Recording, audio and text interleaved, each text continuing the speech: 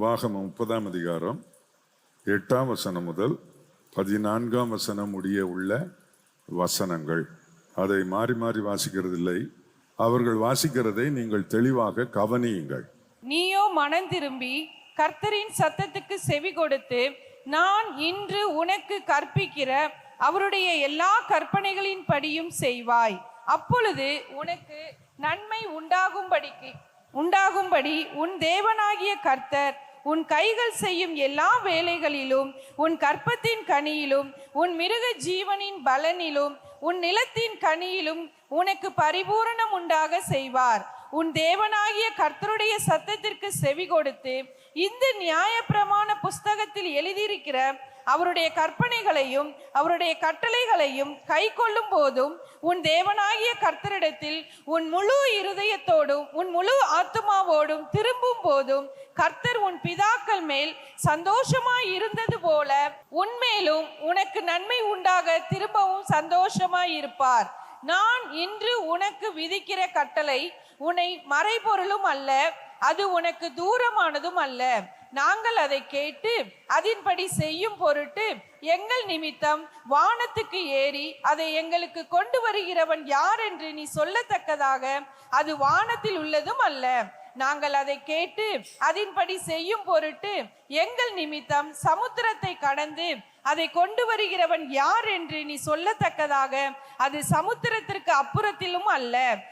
நீ அந்த வார்த்தையின்படியே செய்யும் பொருட்டு அது உனக்கு மிகவும் சமீபமாய் உன் வாயிலும் உன் இருதயத்திலும் இருக்கிறது. உனக்கு நன்மை உண்டாகும்படி உன் தேவனாகிய கர்த்தர், உன் தேவனாகிய கர்த்தர். So in this portion we read that God gives us this word so that good will come to pass in our lives. உனக்கு பரிபூரணம் உண்டாக செய்வார். And he will cause that everything will be done in abundance to you. நன்ற கவனிங்க, உனக்கு நன்மை உண்டாகும்படி உன் தேவனாகிய கர்த்தர் உனக்கு பரிபூரணம் உண்டாக செய்வார். And the Lord will cause you to abound. He will do good in your life so that you will abound in every way. Hallelujah. Hallelujah. எத்தனை பேர் சந்தோஷமா இருக்கிறீங்க? நல்லா தேவ வார்த்தைக்காக கைகளை கொட்டுங்க பாப்போம். ஹல்லேலூயா. கர்த்தருக்கு ஸ்தோத்திரம். எனக்கு நன்மை செய்கிற நல்ல தேவன் எனக்கு இருக்கிறார். I have a good God who does good things for me. ஒரு நாளும் அவர் எனக்கு தீமை செய்யவே மாட்டார். And he will never do anything evil for me. ஒரு நாளும் எனக்கு அவர் தீமை செய்யவே மாட்டார். Not a single day will he do anything evil toward me. என்னுடைய வாழ்க்கையில் எந்த தீமையும் அவர் விரும்பவில்லை. The Lord does not desire any evil that is happening in our lives. கர்த்தர் என்னை எல்லா தீமைகளுக்கும் தீங்குகளுக்கும் விலக்கி காப்பார். The Lord will preserve me from every evil that comes to pass in my life. இந்த உலகத்தில் நன்மைகள் இல்லை. There is no good in this world. தேவனிடத்தில் மட்டும் நன்மைகள் இருக்கிறது. And every good and perfect thing comes only from the Father. யாக்கோபு தன் நிருபத்தில் எழுதும்போது மிக நேர்த்தியாக அதை அவர் எழுதுகிறார். And James writes about this very beautifully in his word. அதாவது அவர் சொல்லும்போது அவர் சொல்லுகிறத பாருங்க, நன்மையான எந்த ஈவம் எதுலமா 1ஆம் அதிகாரம் 17ஆம் வசனம். எல்லாரும் எடுத்துக்கிடுங்க, பைபிள் எடுங்க. வேர்ட் ஆஃப் காட் வரும்போது சந்தோஷமா இருக்கணும். அது உங்களுடைய உள்ளத்தில் மகிழ்ச்சியை அது உண்டாக்கி உங்களை அது பெருகச் செய்ய ஆசீர்வதிக்கும். கர்த்தருக்கு மகிமை உண்டாவதாக. ஆகவே இந்த வசனம் பாருங்க, இந்த 17ஆம் வசனம், நன்மையான எந்த ஈவும் பூரணமான எந்த வரமும் பரத்திலிருந்து உண்டாகி ஜோதிகளின் பிதாவினிடத்திலிருந்து இறங்கி வருகிறது. அவரிடத்தில் யாதொரு மாறுதலும் யாதொரு வேற்றுமையின் நிழலும் இல்லை. Every good and every perfect gift is from above and comes down from the Father of lights, with whom there is no variation or shadow of turning. Hallelujah. Hallelujah. கர்த்தருக்கு மகிமை உண்டாவதாக. நன்மை பூமியில் இருந்து வருகிறதில்லை. So the good does not come from this earth. எந்த மனிதனிடத்திலிருந்தும் வருகிறதில்லை. And we cannot receive any good from any human being. நன்மைகள் எல்லாம் பரத்திலிருந்து உண்டாகி தேவனிடத்திலிருந்து எனக்கு வருகிறது. So every good thing comes from the Father above, from heaven. It comes from the Father. இதுதான் நம்முடைய விசுவாசம். And this is our faith and belief. என்னுடைய முயற்சியினால் வருவதில்லை. It does not come because of my effort. நான் செய்கிற எந்த ஒரு காரியத்தினாலும் எனக்கு அது வருவதில்லை. It does not come because of my effort in doing many things. நான் விசுவாசிக்கிற என் தேவன் அதை எனக்கு தருகிறார். And the Lord whom I believe, he gives this to me. என் இயேசு எனக்கு நன்மை செய்யாவிட்டால் இன்னொரு மனிதன் எனக்கு நன்மை செய்து என்னை சந்தோஷப்படுத்த முடியாது. If the Lord Jesus does not do good things for me, no other person can do good things for me and make me happy. நன்மையான எந்த நன்மையும் அப்படி சொல்லியிருக்கு, எந்த நன்மையான ஈவும். So it says that every good and perfect gift. ஒன்று கூட பூலோகத்தில் கிடையாது. Not even a single thing is from the earth. பூலோகத்தில் முழுவதும் தீமைகள் நிறைந்திருக்கிறது. And the earth is filled with only evil. எங்கும் சாத்தானின் அவனுடைய செயல்பாடுகள் இருக்கின்றன. And we only see the works of Satan manifested all throughout the earth. எல்லா தீமைகளையும் அவன் நிரப்பி வைத்திருக்கிறான். And he has filled this earth with evil. என்ன கெட்டது உண்டோ அதெல்லாம் அவன் பூமியிலே நிரப்பி விட்டான். And he has filled this earth with all forms of evil. எல்லா இடத்திலும் தீமைகள் நிரம்பி இருக்கிறது. And in every area there is only evil. எங்கும் உண்மை இல்லை. And there is no truth anywhere. எங்கும் பரிசுத்தம் இல்லை. There is no holiness anywhere. எங்கும் நன்மை இல்லை. And there is no good anywhere. எங்கும் காரியம் சரியா இல்லை. And nothing is done in an orderly way in any place. எல்லா இடத்திலும் அது ஒழுங்கீனமாய் இருக்கிறது. And in every place there is only இது இந்த சபை கிறிஸ்துவின் சரீரமாகிய சபை. And this is the church, this is the body of இந்த Jesus Christ. சரீரத்துக்கு இயேசு கிறிஸ்து தலையாய் இருக்கிறார். And Jesus is the head of this body. இந்த சரீரமும் ஒழுங்கீனமானதுதான் என்றால் அது சாத்தான் இந்த சரீரத்துக்குள்ளும் நுழைந்து விட்டான் என்ற அர்த்தம். So if the body of Jesus Christ is indisciplined, that means that Satan has also entered the body of Jesus. கிறிஸ்துவின் சரீரமாகிய பலர் அங்கத்தினர்களை கொண்ட கிறிஸ்துவின் சரீரமாகிய சபையிலும் ஒழுங்கீனம் பொய் கெட்டது இருக்கிறது என்றால் இங்கே சாத்தான் கிரியை செய்கிறான் என்ற அர்த்தம். So when the body of Christ, which is the church, is filled with evil and lies and all kinds of wickedness, it means that Satan has made his entrance into the church. இந்த பூமியில இருக்கிற சகல தீமைகளும் சூழ்ந்திருக்க அவைகளின் நடுவே தேவன் மீட்கப்பட்ட மக்களாகிய நம்மை ஒரு கூட்டமாக சேர்த்து ஓரிடத்தில் அவர் நம்மை கூட்டி சேர்த்து நம்மை அவர் சந்திக்கிறார். And the Lord has separated us and redeemed us, and he has kept us in one particular place to meet with us. அந்த இடத்திலும் சண்டை இருக்கிறது, அந்த இடத்திலும் பொய் இருக்கிறது, தீமை இருக்கிறது, ஒழுங்கீனம் இருக்கிறது என்றால் அங்கேயும் சாத்தான் இருக்கிறான் என்ற அர்த்தம். And if in this place there is evil, there is fight and there is indiscipline, that means Satan is in this place. சபைக்குள்ள சாத்தான் அனுமதிக்கலாங்களா? So can we allow Satan to come into the church? சாத்தானை சபைக்குள்ள அனுமதிக்கலாமா? So can we permit Satan to come into the church? அவனுடைய சரக்கு இங்க இருந்தா அவன் இருப்பான். So if his belongings are inside the church, then he will be in the church. யோசுவா பிரதான ஆசாரியனாக இருக்கலாம். Joseph may be a very high priest. அவன் அக்கிரமம் என்கிற அழுக்கு வஸ்திரம் தரித்திருந்தால் நிச்சயமாய் சாத்தான் அவனோடு கூட பிரசங்க பீடத்திலே வலது பக்கம் நிற்பான். But his garments were filthy, and therefore Satan was found to be at his right hand. அவனுடைய சரக்கு எங்கெல்லாம் இருக்குதோ அங்கெல்லாம் அவனுக்கு உரிமை இருக்கிறது. So wherever Satan's belongings are there, in that place he has all authority to be in that place. உன்னை சாத்தான் உரிமை பாராட்ட கூடாது. And you should not allow Satan to have a right over your life. பெரிய central search ஒழுங்குள்ள search என்று உங்க சர்ச்சில் இருக்கிற என்ன பிலீவர் அவர் என்னுடைய மகன், நான் சொன்னதை தப்பாமல் செய்வான், நீ என்னதான் நீ ஒழுங்கு என்று சொன்னாலும் நான் அவனுக்குள் ஒழுங்கினத்தை இன்ஜெக்ட் பண்ணி இருக்கிறேன், அப்படித்தான் அவன் இருப்பான் என்று சாத்தான் சவால் விட்டால் என்ன செய்வது? So what can we do if Satan challenges and say, no matter what you talk about discipline, I will inject indiscipline into my people and they will be indisciplined? What can you do about that? அவர்களை ஒழுங்குபடுத்த இயலாது. They cannot be disciplined on their own. இந்த சாத்தானுக்கு ஒரு சரியான தோல்வியை கொடுக்க வேண்டும் அல்லவா? So we have to give Satan a good amount of failure. எத்தனை பேர் சாத்தானை தோற்கடிக்கணும்னு நினைக்கிறீங்க? So in what are the areas of your life you want to defeat சொல்லி Satan? கேட்க கூடாது. You should not hearken unto his pastor words. சொல்றதை தான் கேட்கணும். You should listen to what the pastor says. ஆவியானவர் சொல்லுகிறதை தான் You கேட்கணும். should listen to what the Holy Spirit says. சாத்தானுக்கு செவி கொடுக்க கூடாது. And you should not lend your ears to அவன் Satan. என்ன செய்தாலும் சாத்தானை குறித்து வேதம் சொல்லுது, என் நாமத்தினால் பிசாசுகளை துரத்துவீர்கள் என்று சொல்லி இருக்கிறார். So no matter what Satan does, the Lord says, in my name you will cast out every demon.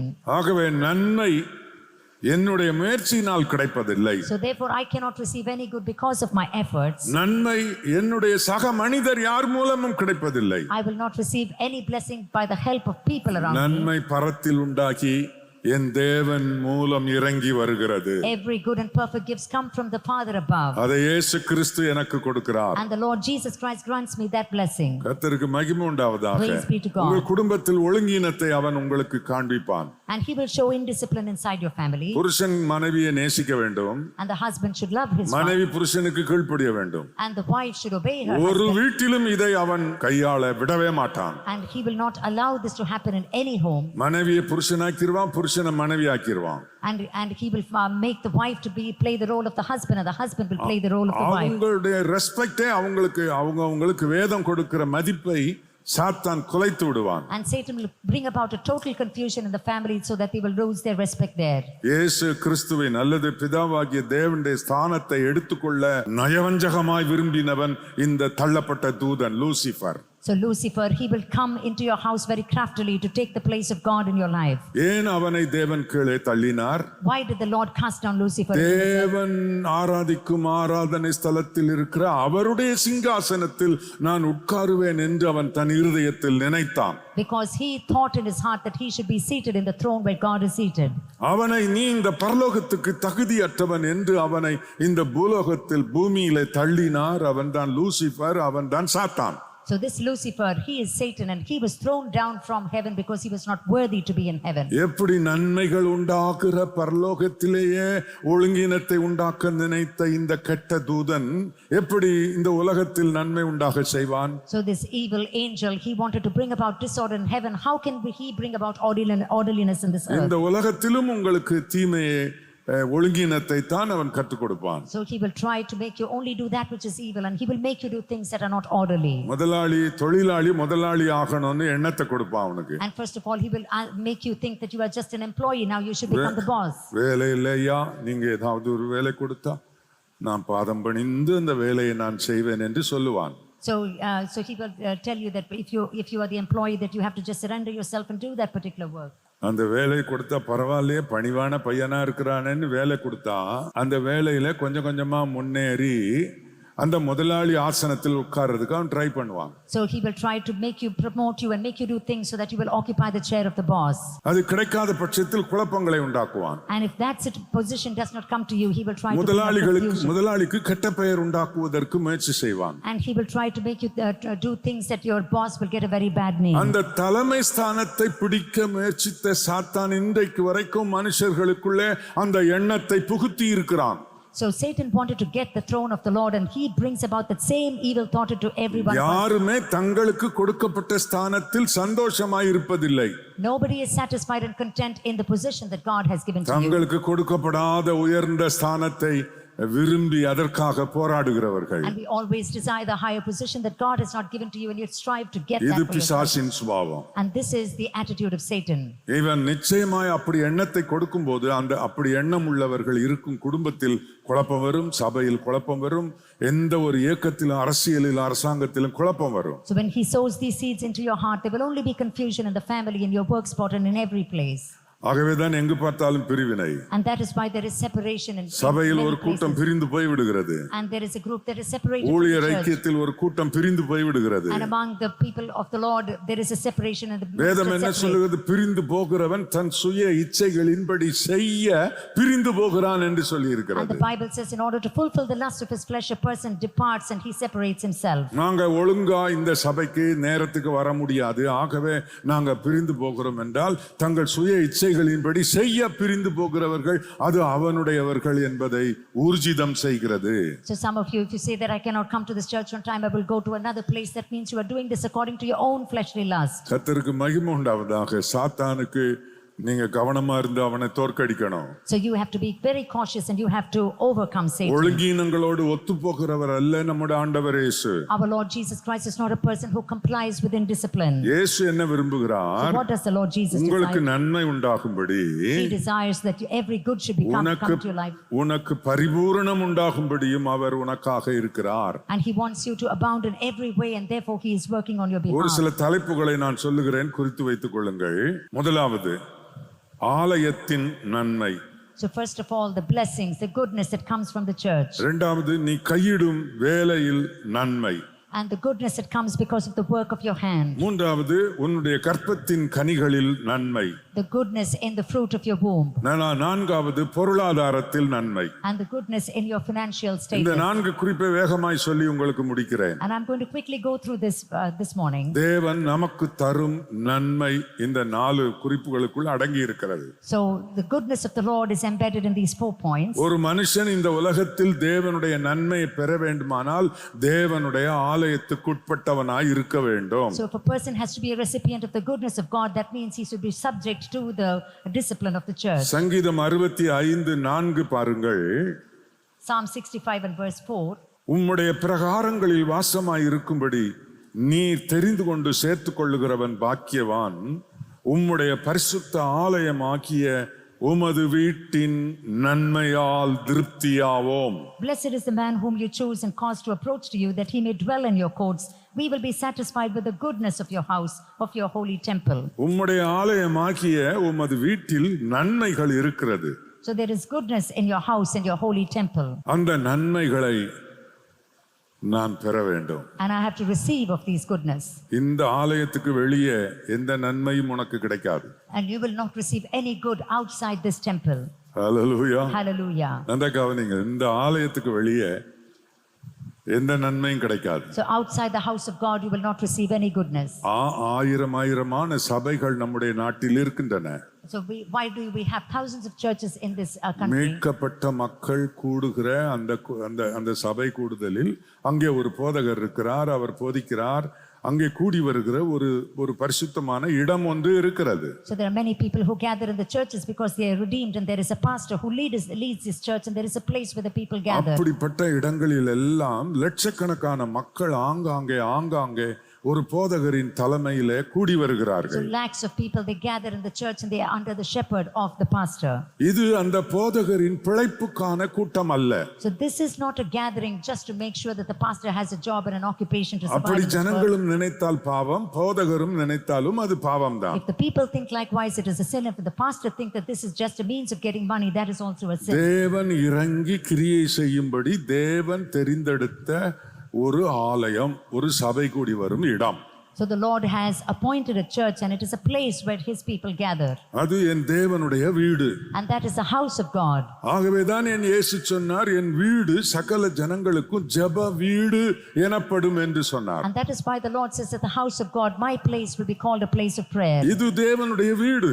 And this is the place where God dwells. தேவனுடைய வீடு இந்த சென்னை பட்டணத்திலும் தமிழ்நாட்டிலும் இந்தியா முழுவதிலும் ஆயிரக்கணக்கான தேவனுடைய வீடு ஆலயம் இருக்கிறது. So we see that the house of God and the church of God is established in many places in Tamil Nadu and in Chennai and in India. அங்கே நிறைய நன்மைகளை உங்களுக்கு வைத்திருக்கிறார். And he has appointed goodness in these places.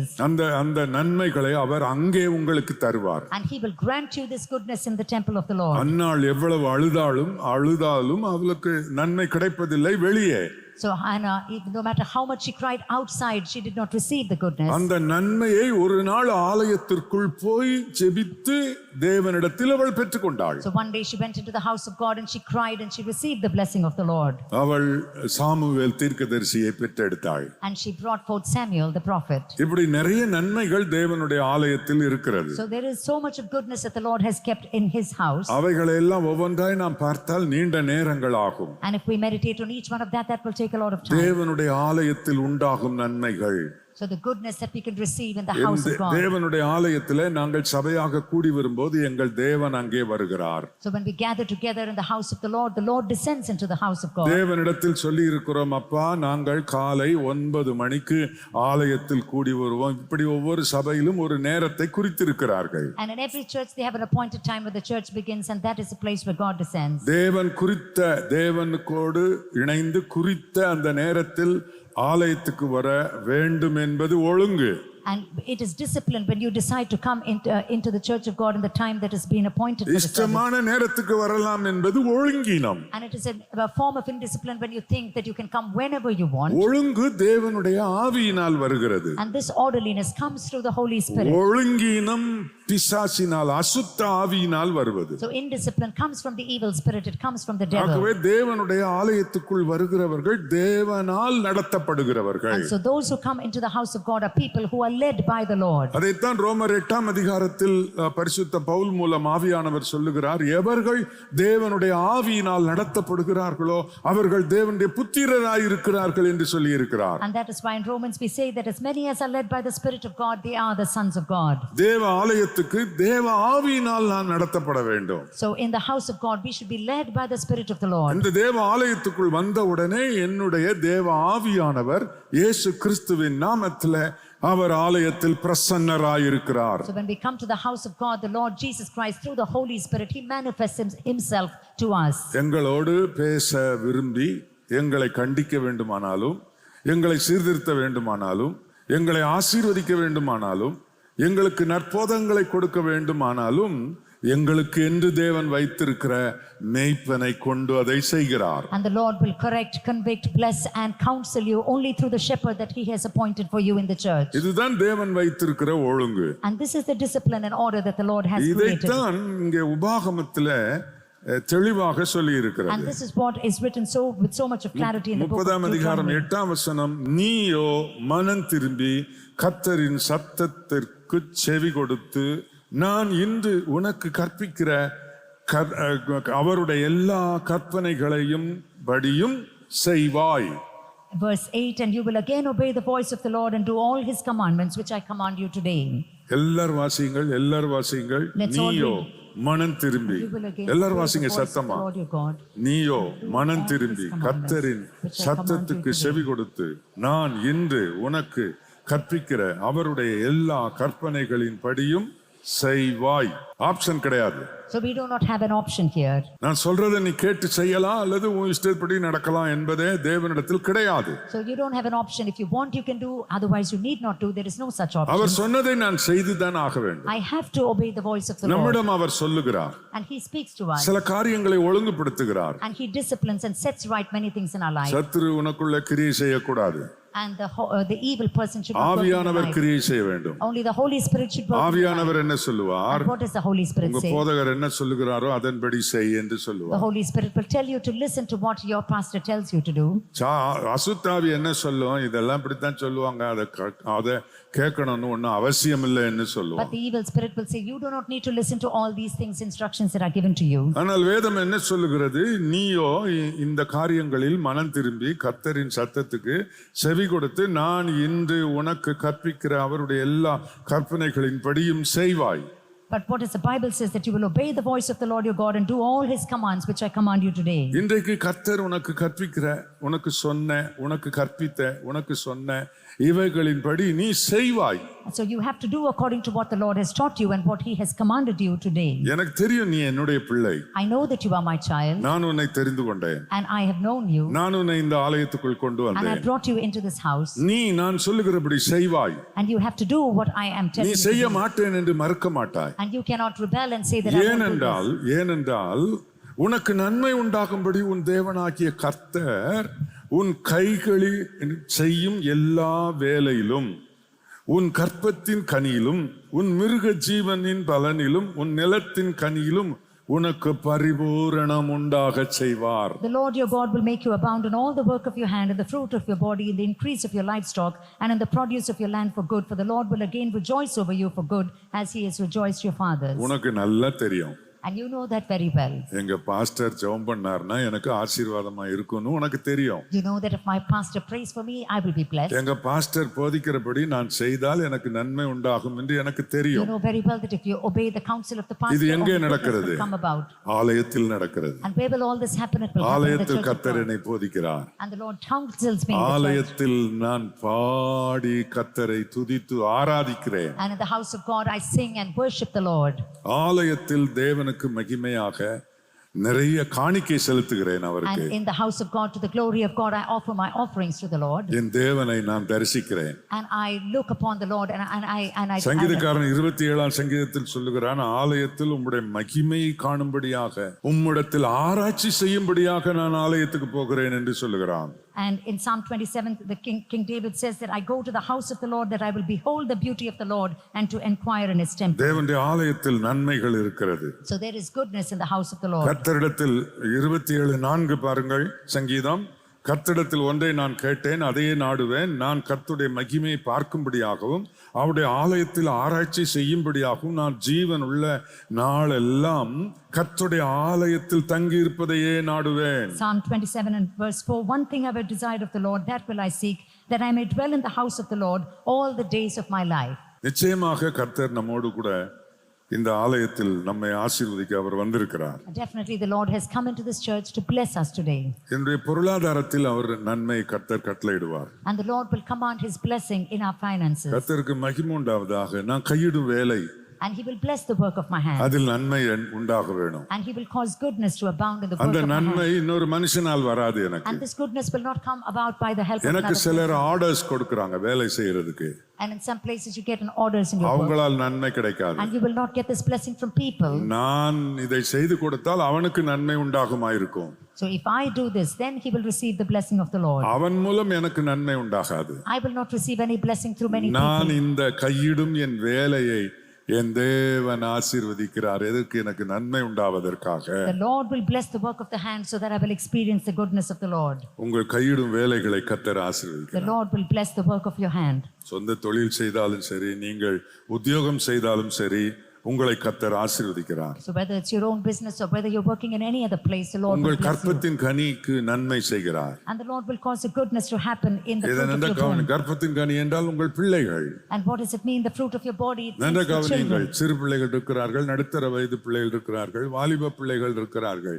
உங்கள் கற்பத்தின் கனிகளுக்கு அவர் நன்மை செய்வேன் என்று சொல்லுகிறார். And the Lord says that he will bless the fruit of your womb. It can be small children or adolescents or young people, whoever it is. இந்த வசனத்தை இப்படி வாசிக்கிறேன். உனக்கு நன்மை உண்டாகும்படி உன் தேவனாகிய கர்த்தர் உன் கற்பத்தின் கனியிலும் என்ன உனக்கு பரிபூரணம் உண்டாக செய்வார். The Lord your God will make you abound in the fruit of your body. உன்னுடைய பிள்ளைகள் வாழ்க்கையில் நிறைய நன்மைகளை அவர் செய்வார். And he will cause goodness to happen in the life of your children. நன்றாக கவனிக்க வேண்டும். உங்க பிள்ளைகள் வாழ்க்கையில் அவர் நன்மை செய்வார். And the Lord will do goodness in the life of your அதை children. அந்த நன்மையான பிள்ளைகளை தந்தவரே அவர்தான். And he is the God who gave you these children. கற்பத்தின் கனி கர்த்தரால் கிடைக்கும் சுதந்திரம். So the fruit of your womb is a blessing that God has given to you. உங்கள் பிள்ளைகள் வாழ்க்கையில் நன்மை உண்டாகும்படி அவர் செய்வார். And he will cause good things to happen in உங்கள் the life பிள்ளைகளை of your நல்லா children. படிக்க வைப்பார். And he will cause your children to உங்கள் study well. பிள்ளைகளை நல்ல ஆரோக்கியமாய் And வைப்பார். he will keep your children healthy. உங்கள் பிள்ளைகளை தவறான நட்பில் இருந்து விலக்கி காப்பார். And he will protect your children from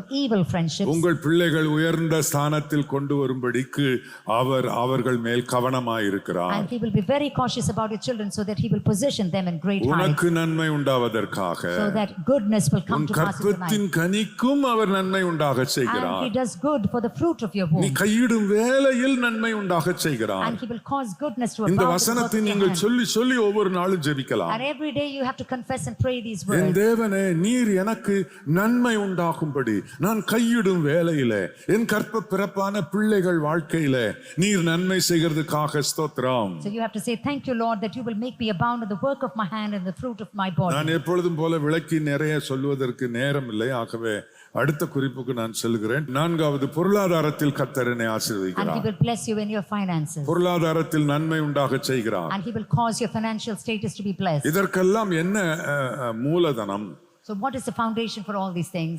என்னுடைய வாலெட், என்னுடைய மணி பர்ஸ் எப்பவுமே ஒன்றுமில்லாமல் இருக்கிறதுக்கு காரணம் என்ன?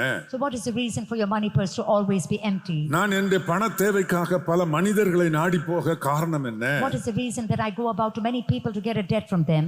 வாங்குகிறதை பார்க்கும் கொடுக்கிறது மேன்மை என்று சொன்ன தேவனுடைய வார்த்தைக்கு விரோதமாய் கொடுக்கிறதை பார்க்கிலும் வாங்குகிறதே மேன்மை என்று நிறைய பேரிடத்தில் நாம் போய் நிற்கிறோமே. காரணம் என்ன? What is the reason that you're not a person who gives but you're lends, but you're a person who's going begging and borrowing in many places? உனக்கு நன்மை செய்கிற இயேசு எங்கே?